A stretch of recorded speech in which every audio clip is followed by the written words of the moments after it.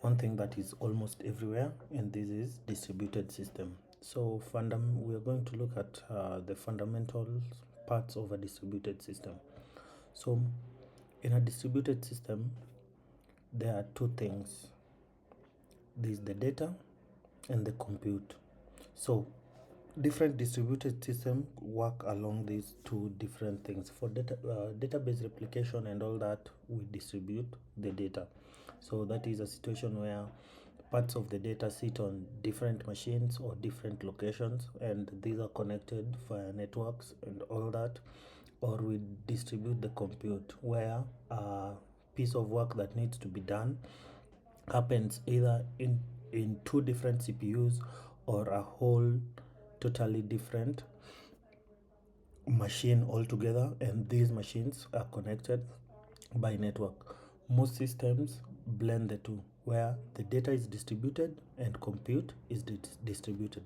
So in our small project that I'm going to walk you through today, we are trying to build a Golang application that works on these two principles. So we will have a master node, as I will show you, and this master node distributes tasks via RPC calls to individual nodes and workers, and then these do the work, and then they send the results over the same network, and then the master, that is also the coordinator in this particular scenario, aggregates and then sends that to a client.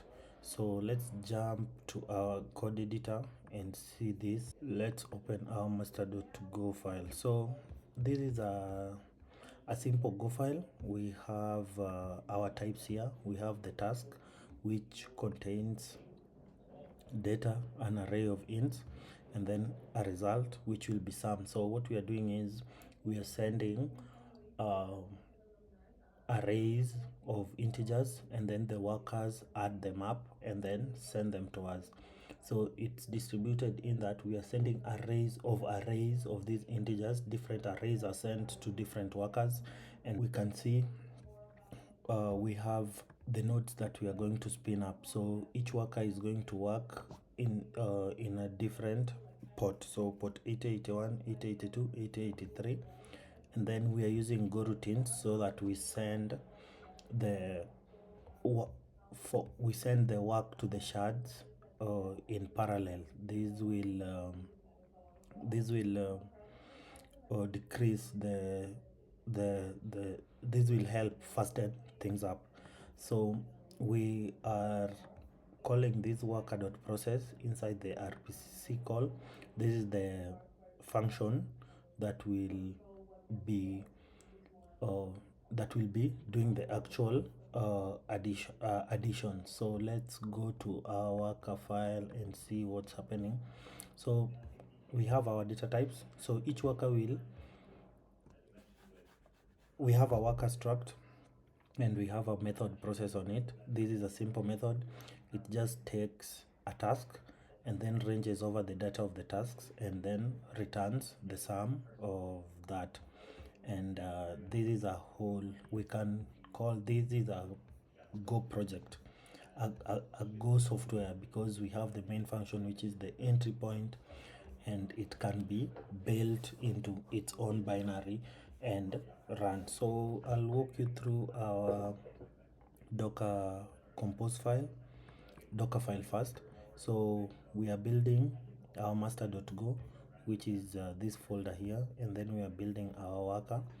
And yeah, in the runtime stage, we have this is always called a multi-step build, so that we have a very slim image, where in the runtime stage we are only copying the binaries into our Docker image, so that it is so slim. We don't need any other dependencies, since Go is a compiled language. So in our compose file, we have worker 1, worker 2, worker 3, and then the master. So our master is running on port 8080. The reason we are assigning a port to this is because we will be sending these tasks over HTTP. I think let's look at this and see an example of how a task looks like. So this is how a task will look like.